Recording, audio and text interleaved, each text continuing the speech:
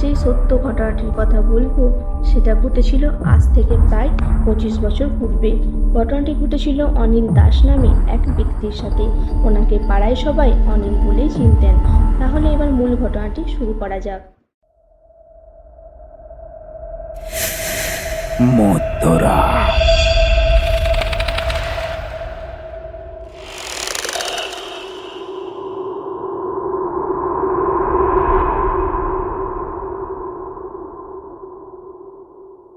অনিলবাবু পাশের গ্রামে এক কাপড়ের দোকানে কর্মচারী হিসাবে কাজ করতেন।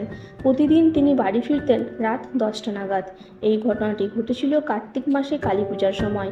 পূজার সময় দোকানে বেচাকেনা বেশি হওয়ার জন্য বাড়ি ফিরতে একটু বেশি রাত হতো। তাই প্রতিদিনের মতোই কালী পুজোর দিন বেচাকেনা বেশি হওয়ার উনি দোকান বন্ধ করে বাড়ি ফিরছিলেন ঠিক রাত 1:30 নাগাদ। অমাবস্যা থাকায় রাস্তা ছিল বেশ অন্ধকার। ওনার হাতে একটা টর্চ লাইট ছিল। হ্যাঁ, এটা বলে রাখা যে তিনি হেঁটে বাড়ি আসতেন। সেই দিন রাত বেশি হওয়ায় তিনি খুব জোরে জোরে হেঁটে আসছিলেন বড় রাস্তা দিয়ে।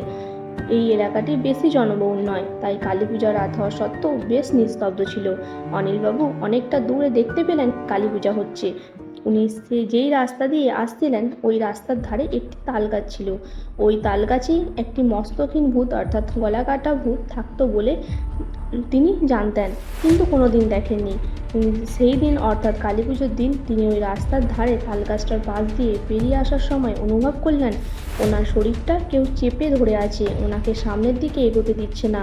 উনি অনেকটা ঠেলাঠেলি করার পরও তিনি কিছুতেই সামনের দিকে যেতে পারছিলেন না। ওনার শরীরটা প্রচুর ভারী মনে হচ্ছিল।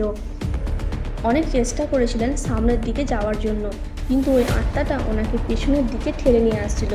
একে অপরকে ঠেলার জন্য তারা এই ব্যক্তি অনিলবাবু আস্তে আস্তে একটু একটু করে সামনের দিকে যাচ্ছিলেন।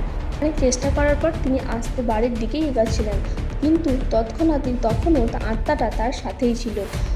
উনি কালী ঠাকুরের ভক্ত ছিলেন, ওনার বাড়িতে কালী ঠাকুরও ছিল। উনি যখন তার বাড়ির সামনে কালী ঠাকুরের কাছে গিয়ে পা দিলেন তখন তিনি নিজের শরীরটা হালকা অনুভব করলেন। তারপর তিনি মা বলে চিৎকার করে জ্ঞান হারিয়ে ফেলেছিলেন। মধ্যরা